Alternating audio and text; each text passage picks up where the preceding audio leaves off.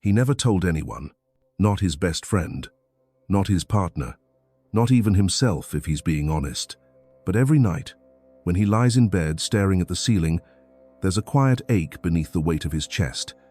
It's not fear, it's not loneliness, it's something deeper, a longing, the kind of longing that doesn't scream, it just waits.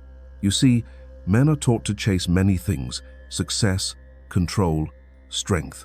But beneath the armor, beneath the silence, there is one thing they desperately crave, and yet they don't know how to ask for it. They don't even know if they're allowed to.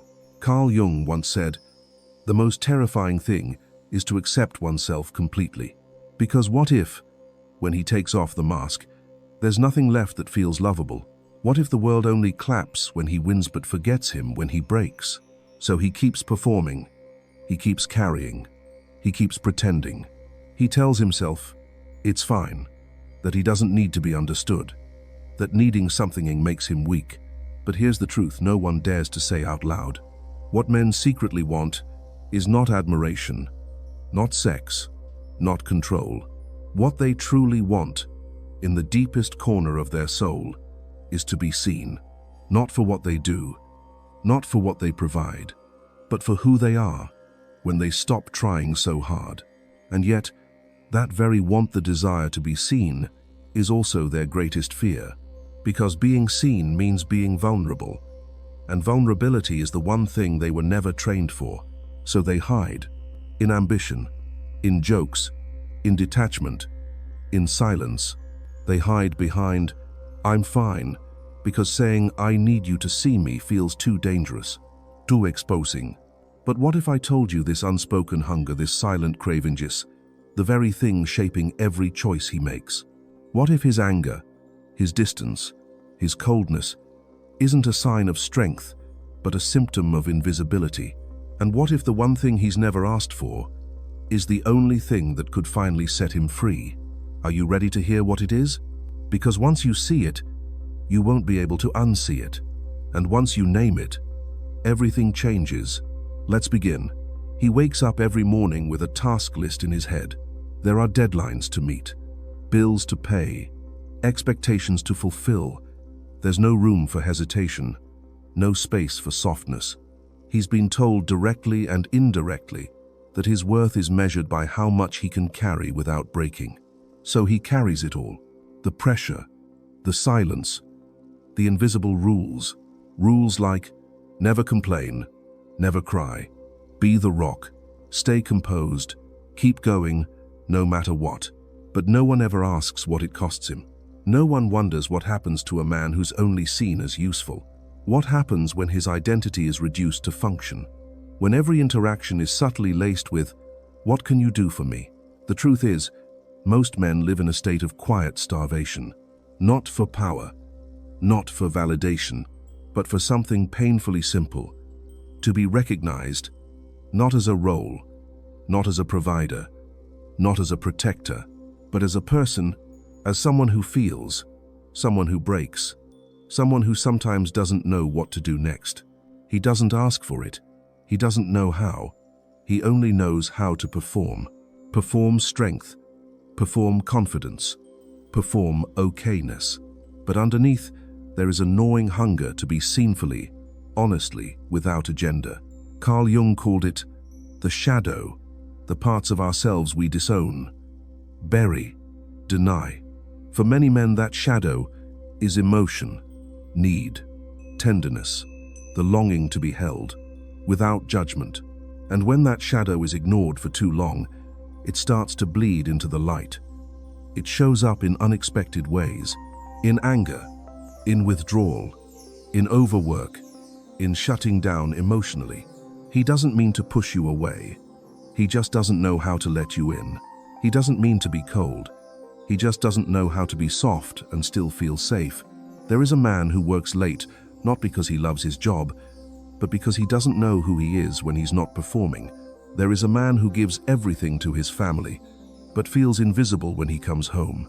There is a man who laughs at every joke, comforts everyone else, but never hears, "How are you?" Really? And then there is the man who is silent, always silent, Because at some point, silence felt safer than rejection. You see, the greatest wound of the modern man isn't failure. It's being unseen. It's looking into someone's eyes and realizing they only love the mask. It's saying, "I'm tired," and hearing, "You'll be fine." It's breaking inside, while the world applauds how strong you seem. Carl Jung warned us that whatever remains unconscious will direct our lives, and we will call it fate. For many men, the unconscious hunger to be seen becomes a quiet war inside, a tension between who they are and who they think they must be. And here's the cruel part. When he finally opens up just a little, he risks being called weak, dramatic, or needy. So he retreats, builds higher walls, smiles wider, pretends harder. But the longing never leaves. It just changes shape. Sometimes it turns into control, sometimes into resentment, and sometimes into a numbness so deep, even he forgets what he once needed. Until one day, something cracks. Maybe it's a breakup, a betrayal, a quiet night where he realizes he doesn't recognize himself anymore. And in that moment, the truth rises. He never wanted to be fixed. He just wanted to be seen, not as a project, not as a puzzle, but as a person, a human being, struggling like anyone else, hungry for the simple dignity of being known. And maybe, just maybe, if someone had looked him in the eyes and said, "You don't have to earn your right to be," it could have changed everything. But the story doesn't end there, because the hunger he never named has a name. And the next time he feels it rise, something inside him might whisper, "You're not broken, you're just human." But to reach that place, he must face something deeper, something Jung spent his entire life exploring. And that is where we go next. Carl Jung believed that every human being carries within them a hidden counterpart. For men, it is the animate feminine aspect of their psyche. It lives not in their actions, but in their unconscious. It holds the sensitivity they deny, the intuition they ignore, and the emotional depth they are taught to repress. The anima is not weakness. It is not fragility. It is the bridge between who he is and who he could become. But before he can reach it, he must first confront the shadow. The shadow is not evil. It is everything a man has disowned to be accepted. The tears he swallowed, the rage he buried, the fear he never admitted, the desire to be held, to rest, to be vulnerable without shame. From the moment a boy is told, "Be a man," he begins to carve away pieces of himself. Not because he wants to, but because he has to. Because the world only welcomes the parts of him that can produce, protect, or provide. So he learns to identify with a narrow version of himself. He becomes the achiever, the logical one, the silent type, the stoic, the fixer. But inside, something grows restless. A quiet rebellion brews beneath the surface. Because the more he identifies with the false self, the mask, the more distant he becomes from his inner truth. He starts to live through roles, through performance, through expectations, and slowly he forgets how to feel. He is praised for being strong, but he feels numb. He is admired for keeping it together, but inside, he's unraveling. He is loved for being dependable, but he wonders if anyone would love him if he stopped performing.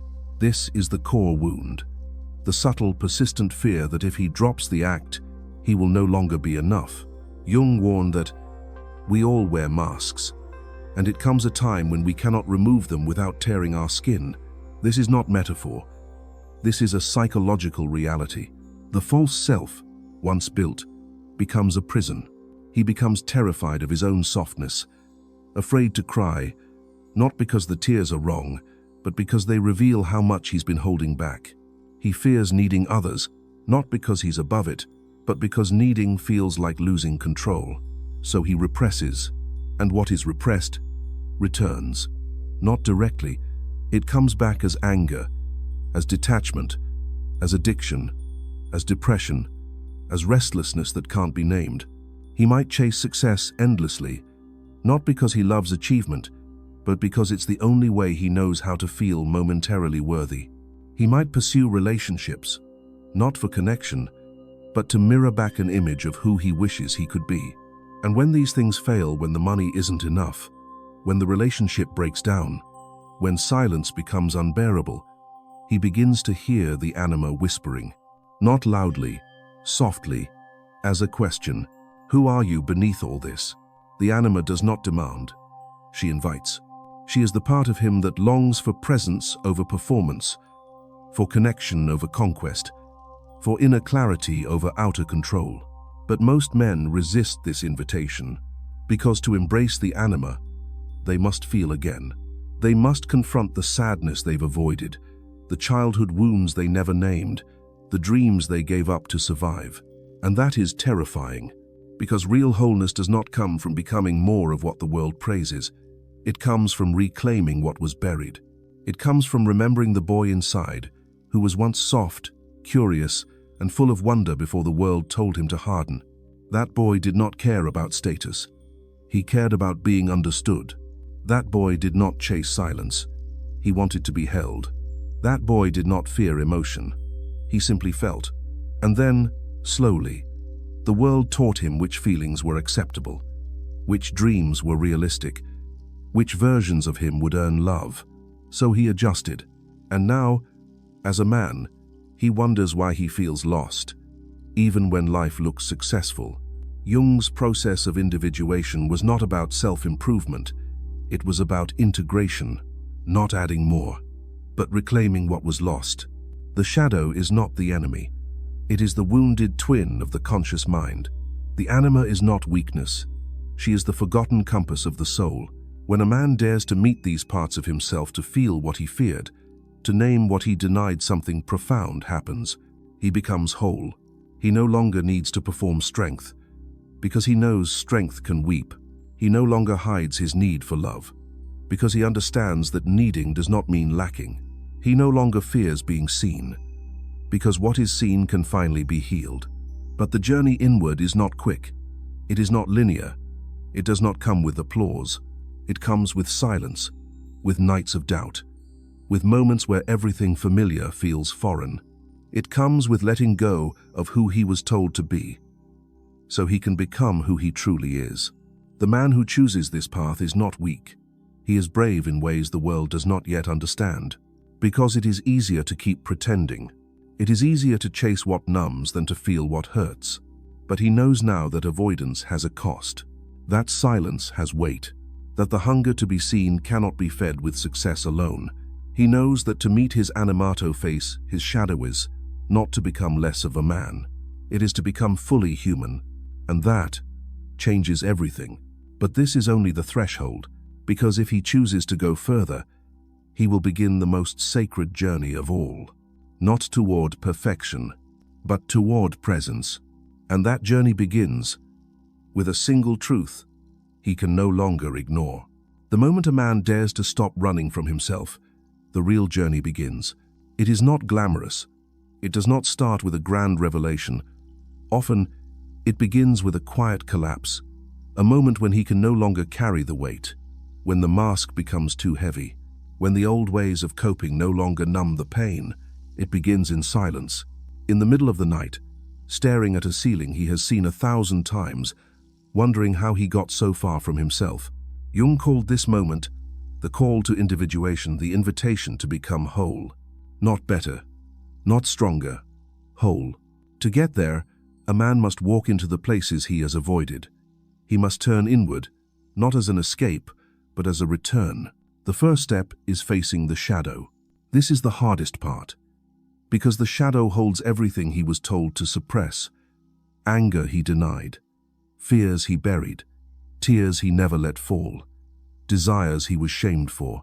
It is dark, not because it is evil, but because it has lived without light. He meets this part of himself not through logic, but through raw honesty.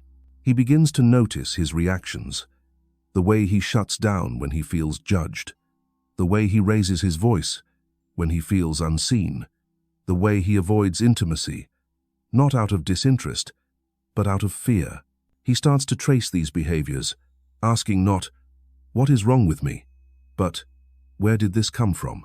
The child who felt abandoned, the teenager who was told to toughen up, the man who had to pretend everything was fine while his world fell apart. Each memory becomes a doorway, each emotion a signpost. This part of the journey is messy. He might lash out, he might retreat, he might try to go back to his old ways just to feel stable again. But something inside him knows too much now, knows that the path forward is not through suppression, but integration. As he walks deeper, he starts to hear the voice he forgot, the Anima. She is not loud, she is not demanding. She arrives as a whisper, a gentle reminder of softness, of empathy, of rest. The Anima is not a fantasy. She is not an idealized woman. She is his own capacity for feeling, for connection, for creation. When he embraces her, he rediscovers the parts of himself that once felt too vulnerable to hold. His creativity, his intuition, his sensitivity, his ability to love without fear. But this reunion is not immediate. It takes time and trust. He must learn to sit in silence without needing to fix it, to feel without labeling, to cry without shame. It is in these moments when no one is watching, when no one is clapping, that transformation happens. He begins to forgive himself for the years spent pretending, for the words he never said, for the walls he built just to survive. And as he does, he notices a shift. He no longer needs to dominate to feel powerful. He no longer needs to please to feel worthy. He no longer seeks approval as proof of existence. He starts to live from within. This is the heart of individuation, not becoming someone new, but finally being who he was always meant to be. It is a quiet kind of strength, one that doesn't need to announce itself. He still feels fear, but he doesn't run from it. He still feels anger, but he doesn't let it consume him.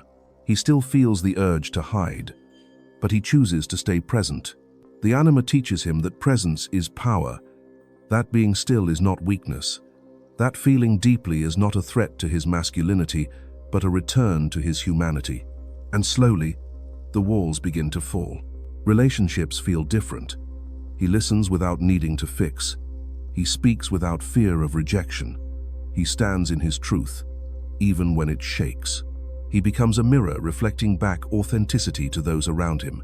He realizes that strength is not found in how much he can endure, but in how much of himself he is willing to reveal. And that is where freedom begins. Not in being everything for everyone, but in being wholly himself. This journey does not end with enlightenment. It continues in every moment he chooses to stay connected to who he is, in every pause before reacting, in every breath taken before speaking, in every choice made from truth, not fear. He is no longer a boy chasing approval. He is no longer a man wearing masks. He is becoming something else, a man who knows his shadow, but is not ruled by it, a man who honors his Anima, but does not idealize her, a man who walks through the world whole, not because he is perfect, but because he is real.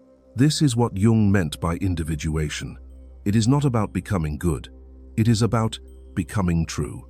And when a man walks this path, something beautiful happens. He no longer demands to be seen, because he sees himself. He no longer begs to be loved, because he lives in love with himself, with his truth, with the world as it is. And from that place, everything changes. But this is not the end, because with every step toward wholeness, he discovers something deeper, a calling not just to find himself, but to help others do the same. And that is where the next chapter begins. He never asked for a savior. He doesn't want someone to fix him, to rescue him, or to tell him what he should become. Because deep down, he is not broken. He is unseen. That is the difference. Most people think he needs solutions, a plan, a push. But what he really needs is space. Space to exist without performance. Space to speak without judgment. Space to feel without being told how to heal. He doesn't need a checklist. He needs a mirror. Not one that reflects his achievements or his roles, but one that reflects his truth, his stillness, his humanity. There is a kind of pain that does not scream. It hides behind small talk, behind productivity, behind, "I'm fine," and unless someone listens closely, they will never hear it. He needs someone who hears the silence between his words. Someone who looks at him, not to evaluate, but to witness. To see the boy who had to grow up too fast. The man who never learned how to say, "I'm tired." The soul that never stopped carrying the weight of everyone else's expectations. He doesn't want to be rescued from his struggle. He wants someone to walk beside him in it, to hold space without trying to fix, to stay even when he has no words, to remind him that feeling lost does not mean he is failing, that not knowing is not a weakness, that healing does not have to be loud.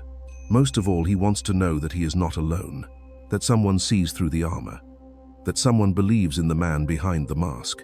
Because when a man is understood, not analyzed, not corrected, but truly understood, something in him softens, his shoulders drop, his breath deepens, his guard begins to lower, and in that softness, healing begins.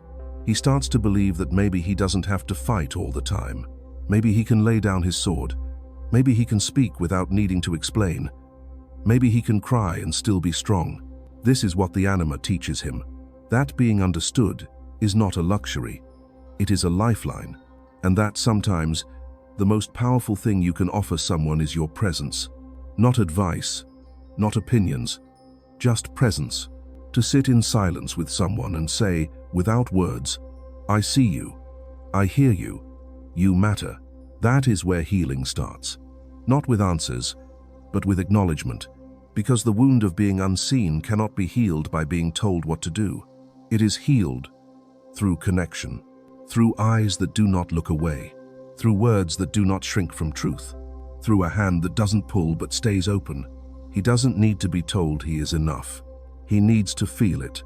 And he can only feel it when someone holds space for his whole self, not just the parts that are convenient, not just the pieces that look strong, but the parts that are messy, confused, human. Carl Jung believed that healing is not about becoming good. It is about becoming whole. And wholeness begins when we stop trying to fix what was never broken, and instead start honoring what was forgotten. He is not asking for a solution. He is asking for a moment of realness, a conversation where he doesn't have to edit himself, a connection where silence is safe, a relationship where he can be fully present without performing. He doesn't want to be saved. He wants to be seen.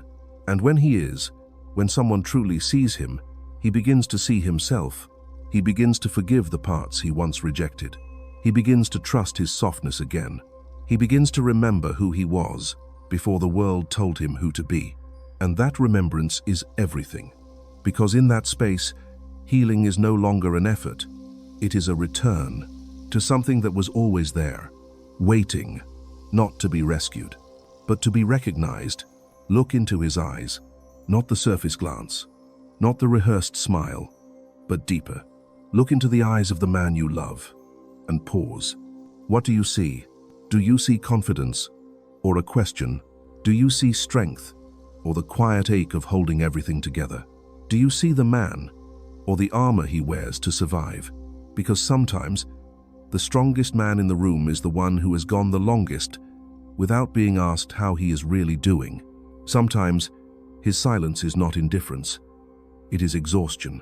Sometimes his distance is not coldness, it is protection. He has been taught that to be loved, he must be reliable, that to be respected, he must be unshakable, that to be a man, he must never fall apart. But no one told him that true connection does not come from perfection. It comes from presence. So ask yourself when you look at him, do you truly see him? Do you see the boy who was told to grow up too soon? Do you see the man who smiles when he's hurting, who stays silent because he doesn't know if his truth is welcome? He doesn't need you to understand everything.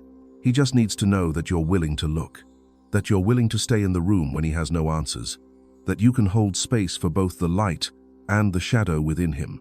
And maybe, just maybe, in seeing him, truly seeing him, you help him see himself. Because when a man is seen without being judged, something inside him begins to open. He no longer needs to prove his worth. He no longer needs to run from his feelings. He no longer needs to hide behind roles. He can just be whole, present, human. So tonight, If you are sitting beside him or thinking of him, ask yourself, can you look past what he shows the world and honor what he hides? Can you be the one who sees him without needing to fix him? Can you love the man he is, not just the image he carries? And if you are that man, if this story felt like yours, know this: you are not alone. You are not weak for wanting to be understood. You are not broken for needing softness. You are not failing for feeling lost. You are human, and there is strength in being honest about that. So let this be your reminder to pause, to breathe, to return to yourself. And if this touched something in you, if you felt seen, or maybe just less alone, I want to hear from you. Not because you owe me your story, but because somewhere, someone needs to know they're not the only one. Leave a comment, share what part spoke to you, or simply say, I'm here, because sometimes the most powerful thing we can give each other is the truth. Seen, spoken, and shared. That is how we heal. Together,